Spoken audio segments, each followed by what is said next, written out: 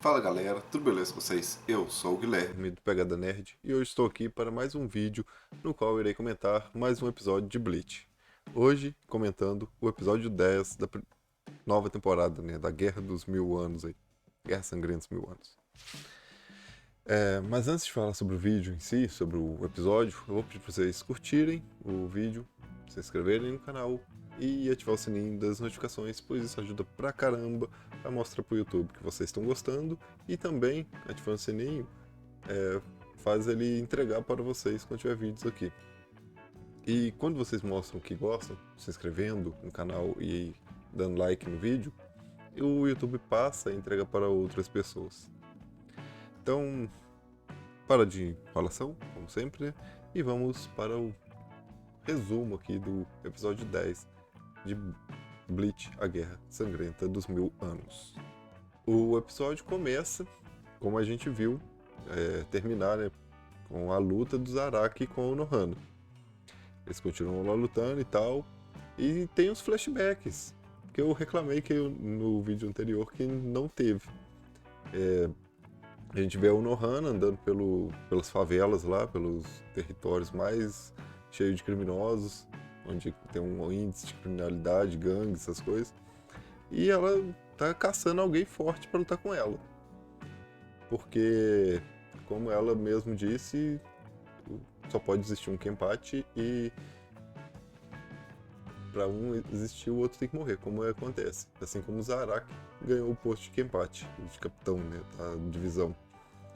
Então ela tá andando, aí vem um Shinigami correndo perto dela e fala assim: Olha, a gente olhou e não achou nada do que você tá procurando aqui.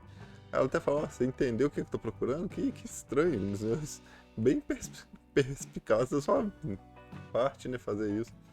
Aí fala assim: Olha, essa pilha de corpos aí mostra o tamanho da sua insatisfação. Aí o Nahana já olha assustado, porque, como assim uma pilha de corpos se eu não vi? E então, eis que começa a surgir uma figura estranha, magra, de cima da pilha de corpos. Aí o Nohana observa aquilo e vê que é uma criança. Então essa criança já pula em direção ao Nohana, atacando ela. A espada deles se chocam, porém a espada da criança acaba perfurando o peito dela. Como a gente sabe, aquela cicatriz no peito foi causada pelo Zaraki. Então, criança é o Zaraki.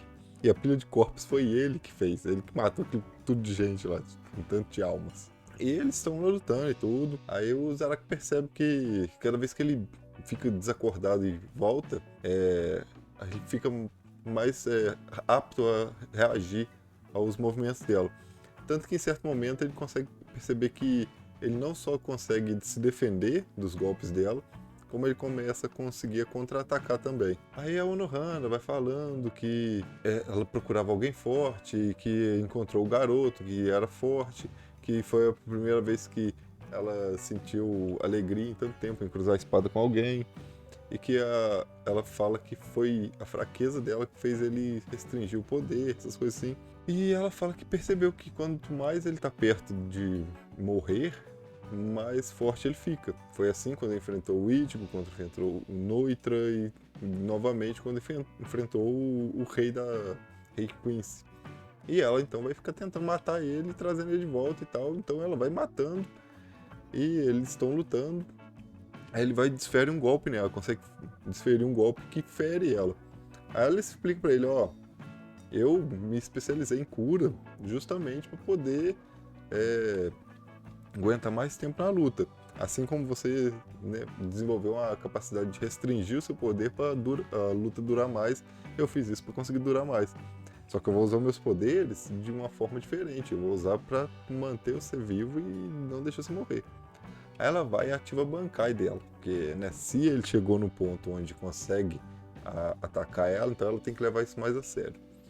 E a Bankai dela é muito maneira, porque ela passa a mão na espada, a espada fica com um líquido viscoso vermelho, bem, lembra bem o sangue, mas é mais uma solução ácida, porque a lâmina dela fica coberta com esse líquido e todo o cenário em volta é mudado, ficando também coberto com esse líquido vermelho. Aí ela fala: a brincadeira acabou, e começa a atacar o Zaraki.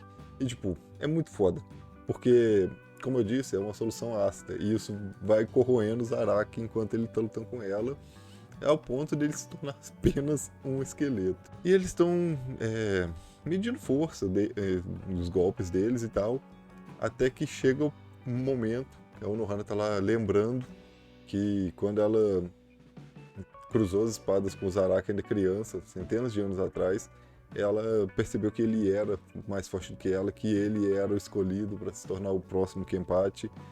E então, neste momento, a gente volta pro presente, né? Sai das lembranças de Unohana.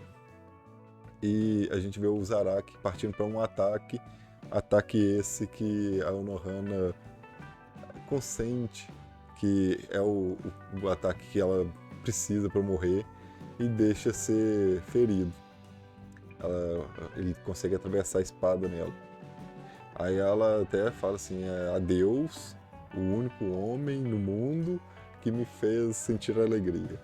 Foi uma morte assim, um tanto dramática, né? Porque a Unohana nunca demonstrou sentimento por nada nem ninguém. Ela sempre só conversou com aquela tenente dela assim de forma mais livre. Parece que a única pessoa que ela respeitava era o Yamamoto, mas a fala dela em relação ao Zaraki é quase como se ela amasse ele. Talvez ela ama o quanto ele ama lutar, né? Talvez seja isso. Aí o Zaraki fica lá, tipo, peraí, você vai morrer agora? Não, você não pode morrer, eu preciso que você luta comigo, mas não sei o quê. Aí a Unohana, antes de morrer, ainda fala com ele, eu te dei tudo que eu podia, fiz tudo que eu podia pra você ter esse momento, chegar onde você chegou, e agora você tem uma parceira que sempre esteve ao seu lado, que esteve sempre esperando ao seu lado. Aí, no que ela tá nos momentos finais, ela fala assim, morrer depois de cumprir o seu propósito é algo verdadeiramente que dá alegria verdadeira. Então o Zaraki escuta alguém chamando ele e ele já olha e fala assim, uai, quem tá aí? Aí nisso a gente vê ao fundo, assim, a escuridão, em direção aonde ele havia arremessado a espada dele. E a voz continua falando, parece que finalmente minha voz chegou até você, eu sou aquela que sempre esteve ao seu lado, que sempre viu quanto você é forte, e sempre quis falar com você e tal. Aí a gente vê um foco na Zanpakutou dele, e ela fala assim, prazer em conhecê-lo, Zaraki Kenpachi, meu nome é... E tipo, acaba a cena do Kenpachi. Então, tipo, finalizou toda a história do Kenpachi com o Unohana ali. Agora ele é o Zaraki, é o verdadeiro Kenpachi atual. Como a Unohana mesmo disse, só pode existir um Kenpachi. E como eu disse, acabou essa parte do episódio.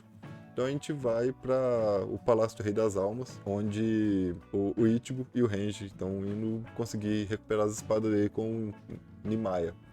Então eles caem lá e tal, são recepcionados pelo Nimai de um jeito muito extravagante e tal. Aí um monte de mulher aparece e começa a falar bem-vindos pra ele e tal. O Kon sai até felizinho pulando, falando paraíso, paraíso. Aí o Nimai fala que tava esperando por eles e tal. E que ele, como eu disse, ele se apresenta, né, como o deus da espada Nimai, o criador de Zanpakutou e tal. E ele tá lá enrolando eles, enchendo o saco e tal, zoando com a cara deles. Aí chegou uma mulher metendo bica nele, no Nimaya, e falando pra ele parar com aquela bobeirada que ele tá. E ele já fala com ela, assim, perguntando por que ele fez isso, e o nome dela é Mera e tal. Aí ela fala assim, vocês dois, vem comigo. Aí ela fala, vou apresentar pra vocês onde é o verdadeiro Roden, e leva eles lá. E Roden é o nome do castelo, mas o castelo do Nimai, na verdade, é só uma cabaninha fuleira na ponta de um penhasco. Aí ela manda eles entrarem nessa cabaninha, os dois idiotas vão andando e quando vê eles caem num buraco. Tipo o que o Urahara fez com o Ichigo quando o Byakuya corta a espada dele lá no início e ele precisa recuperar a Zanpakutou dele e tal. Aí eles caem nesse buraco, o Nimai fala, vocês vão ter que ficar aí lutando contra as Asuashi, porque elas estão bravas com vocês. E vocês devem ter percebido, né, que não tem outro Shinigami aqui. Todos que vocês viram, todas aquelas mulheres, na verdade, elas são Zanpakutous. Aí os dois estão lá conversando com ele e tal. Ele pega, mostra a Zabimaru e a Zangetsu, choca uma com a outra e quebra elas. Eles ficam bolados e tudo. E eles começam a lutar com as Suashi, que são as almas das Zanpakutous. é porque o Nimai, ele cria as Asuashi e transforma elas em espada e dá para os Shinigamis. E é enviado para Soul Society para dar para os Shinigamis quando eles entram nas 3 divisões lá, para a escolinha de Shinigami. Então, de acordo com que você vai ficando com a sua Asuashi, que é uma espada simples, sem Tsuba é a proteção no caso, né? A proteção do punho, é uma espada simples. Ela só tem bainha e cabo. E ela vai se moldando com o passar do tempo que o Shinigami passa junto com essa Asuashi. Aí eles ficam lá lutando e tal, mas aí o Nimai aparece e fala, ó, vocês ficaram aí 3 dias, 3 noites lutando e tal, parabéns Range, você passou, mas infelizmente Ichigo, você foi reprovado. Aí o Ichigo fica bolado, porque querendo entender, ele fala assim, ó, nenhuma Asuashi te escolheu, porque elas não te reconhecem como um verdadeiro Shinigami e tal, ao contrário do Range, que elas, ao escolher ele, reconheceu ele como um Shinigami verdadeiro. Aí o Ichigo fica bolado, eles são tirados de lá. Aí ele fala, não, mas eu quero que a Zangetsu esteja recuperada. O Nimai fala, não, Zangetsu não vai ser recuperada, você vai ser mandado embora, porque você não é um Shinigami, então você nunca mais volte aqui. Aí o Ichigo avança nele, o Nimai joga ele dentro de um portal lá e manda ele pra Terra. Ou um lugar que parece a Terra, pelo menos. Porque o Ichigo acaba de fora da clínica do pai dele. Aí ele fala que, infelizmente, não pode fazer nada pelo Ichigo no momento, porque no momento o próprio Ichigo não se entende. Então nenhuma Asuashi vai conseguir compreender ele, coisas desse tipo assim. E que no momento o Ichigo, por não saber nada sobre o passado dele, ele não é útil para eles. Ele não tem como se tornar um Shinigami. E o que faz sentido, porque o Ichigo, ele usa o poder Shinigami dele, mas ele não é um Shinigami, ele é um Quincy que tem parte Shinigami, ele é um humano, é muito confusa a existência do Ichigo, então faz sentido ele não poder ser escolhido pelo Asuashi, porque somente Shinigamis são escolhidos por elas. E a gente, como eu disse, o Ichigo tá lá de fora da clínica e o episódio acaba assim. Dessa vez finalmente acaba mesmo. Basicamente, a luta do Kenpachi foi muito boa, tá muito bem animada. Eu gostei deles não terem descartado o flashback dele em cima da montanha de corpos, ficou muito legal. E a Bankai da Konohana parece realmente forte. A parte do Ichigo e do Renji também é importante, só que essa eu não posso ficar dando spoiler sobre ela, falando muito, porque o que foi mostrado foi pouco e não tem muito o que ser falado no momento. Só que nos episódios seguintes, provavelmente 2 episódios no máximo, a gente vai ver muita informação legal sobre o passado do menino Morango, sobre o menino Ichigo. Então, uma coisa que eu falo é, fiquem atentos, prestem muita atenção nos detalhes, porque vem muita coisa legal aí. E na OP já dá um spoilerzinho da espada do Ichigo no futuro, então fiquem atentos. Eu espero que vocês tenham gostado deste resumo do episódio 10 da Guerra Sangrenta dos 1000 Anos de Bleach.